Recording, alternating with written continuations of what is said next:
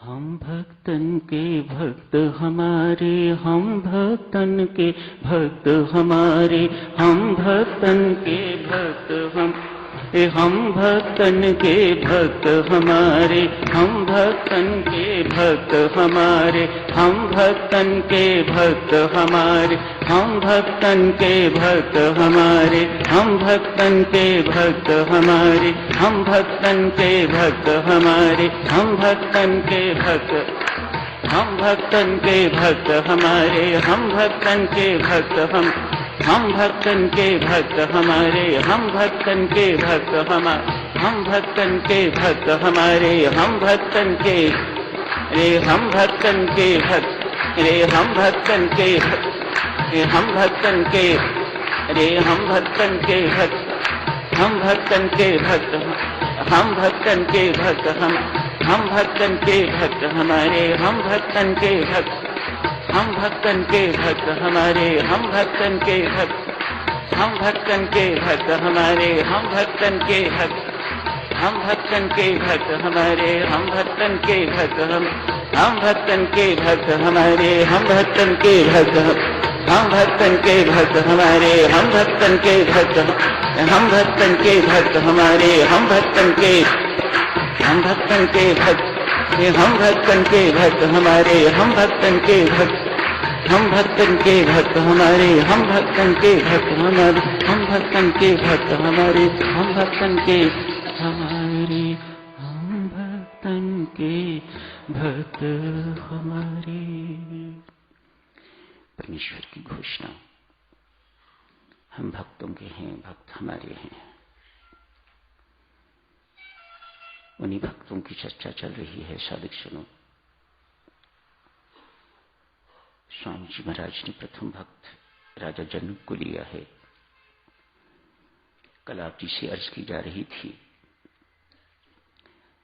भक्त वह जो भगवान का है, जो संसार का है वह संसारी।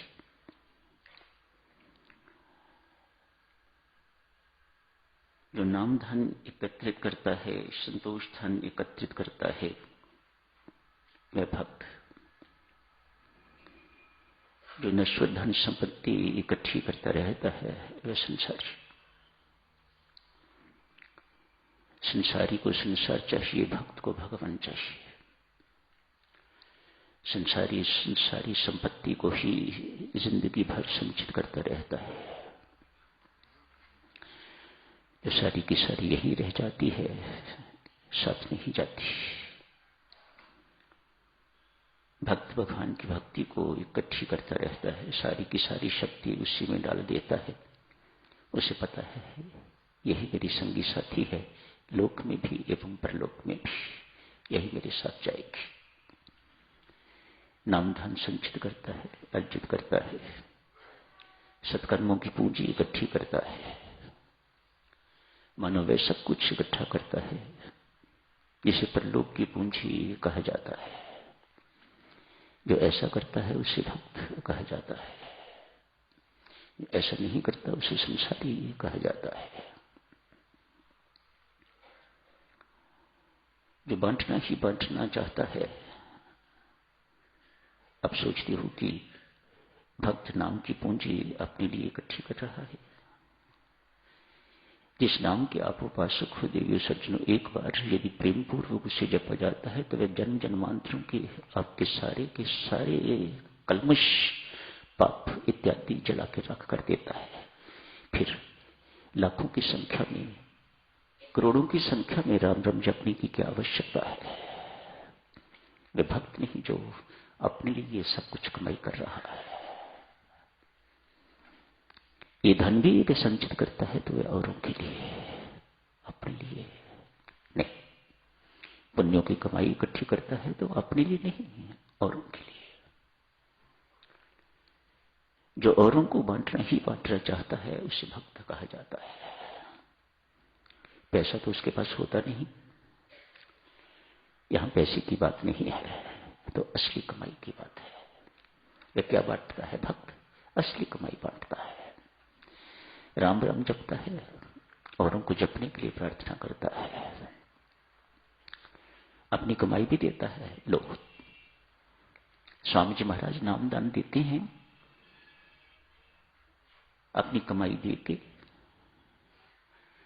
तो यूं कहिएगा कि परमात्मा के बैंक में हमारा अकाउंट खोल देते हैं। आप ही के नाम, जॉइंट अकाउंट नहीं। स्वामी जी महाराज अपना नाम साथ नहीं रखते, आप ही के नाम अकाउंट खोल देते हैं अपनी कमाई देके। लो बेटा, ये सब आप ही की रहेगी।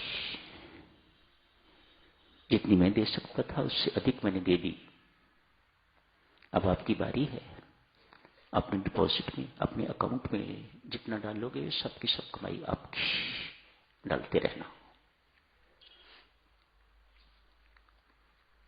औरों को सुख देता है वह भक्त, स्वयं दुख सह के भी औरों को सुख पहुंचाता है वह भक्त। औरों को सुखी देख के जो सुख महसूस करता है वह भक्त, औरों को दुखी करके एवं दुखी देख के जो सुखी होता है वह संसारी। जमीन आसमान का फर्क है साधक।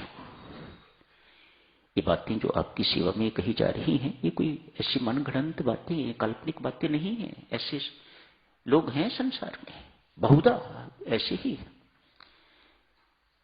संसार में और बहुत दुख हैं, और कई कारण हैं दुख के, लेकिन एक कारण ये भी है कि अमुक व्यक्ति बड़ा सुखी है, ये संसारी है।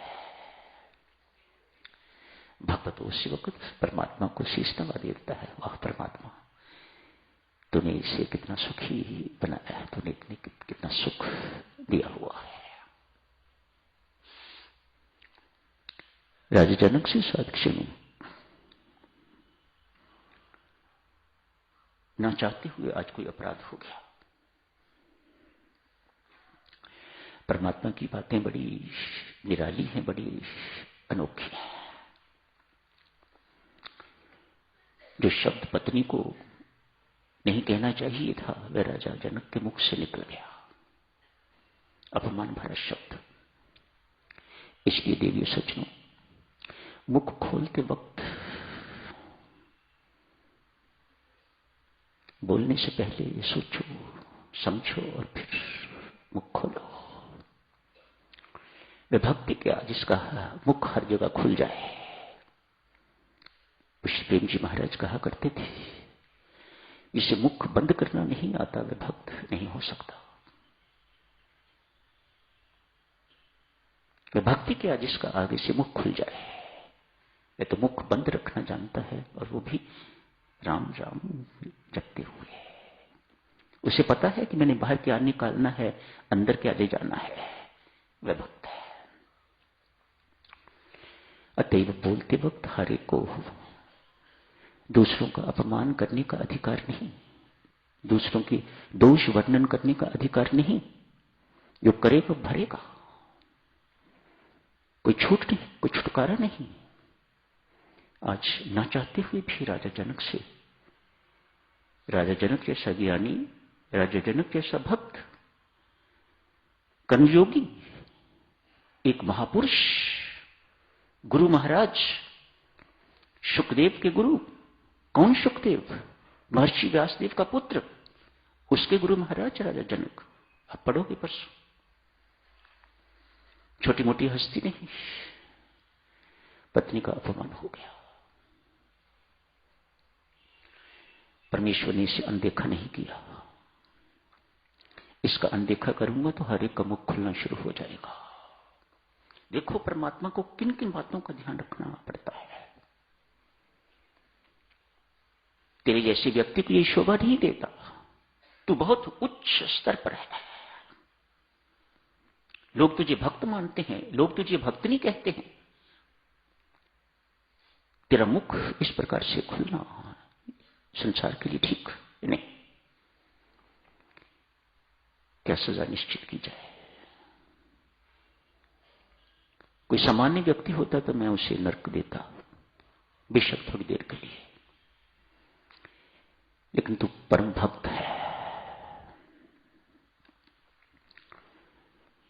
प्रभु राम तेरे जमाई है, ससुर है तू उनका। तो छोटी मोटी हस्ती नहीं।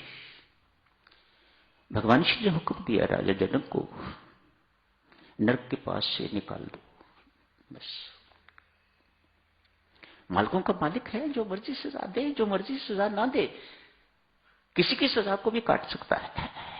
सामान्यतः हस्तक्षेप नहीं करता, लेकिन जहां जरूरत पड़ती है उसे कौन रोक सकता है। नरक के रास्ते से इसे पास से इसे निकाल दिया जाए।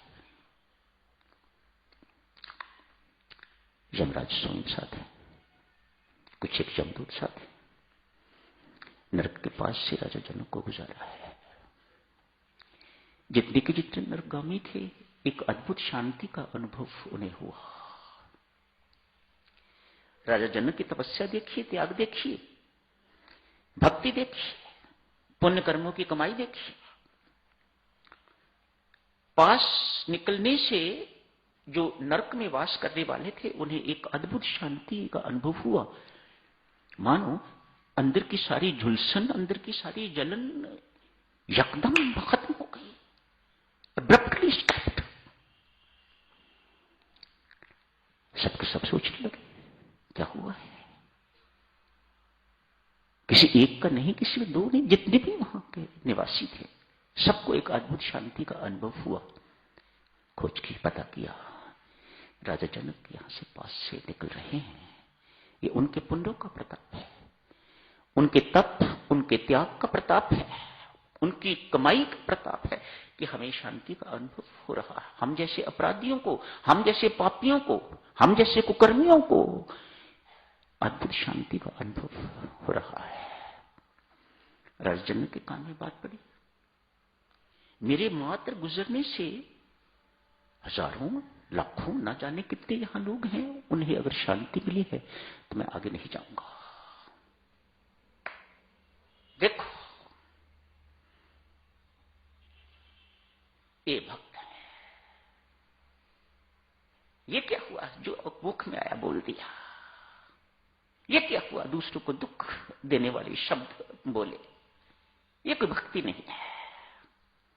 राजा जनक ने निर्णय किया, मैं आगे नहीं जाऊंगा।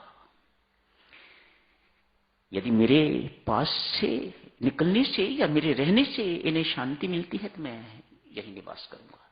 मेरे लिए नरक सुखद निवास स्थान है।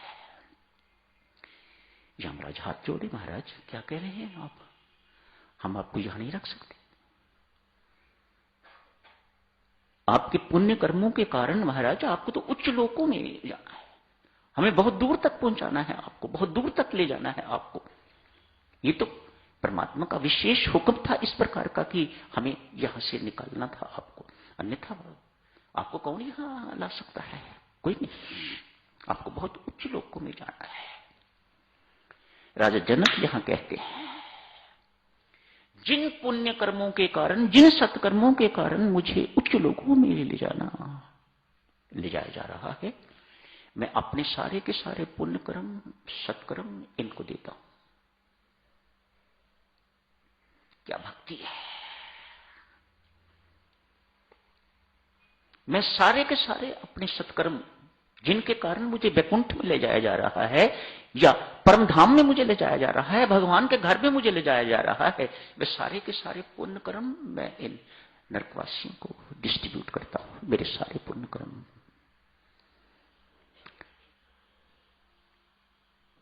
विश्वास करना साधक, सारे के सारे नरकवासी राजा जनक के पुण्य कर्म प्राप्त करके तो स्वर्ग में चले गए।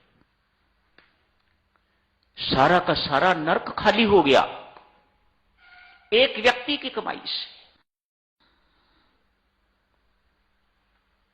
कितनी पुण्य कर्मों की कमाई होगी राजा जनक की। एक की कमाई ने सारा का सारा नरक खाली कर दिया। सब चले गए। यमराज हाथ जोड़ के खड़े हैं, कहे महाराज अब आप भी चलिए। कहां? राजा जनक कहते हैं, मेरे पल्ले का कुछ नहीं, जो कुछ था मैंने बांट दिया, अब मेरे पास इस वक्त कुछ नहीं, मैं यहीं रहूंगा। नहीं महाराज, इन पापियों को अपना सब कुछ दे के जो आपने महापुण्य कमाया है, उस पुण्य के कारण आप और भी उच्च लोक में जाएंगे। क्या किया है? अपने पुण्य बांटे हैं, सुख दिया है। जो दूसरों को सुख देता है, जो दूसरों को बांटता ही बांटता है साधुजनों, उसे भक्त कहा जाता है। जारी रखेंगे परसों चर्चा को, आज यही समाप्त करने की इजाजत दीजिएगा। धन्यवाद।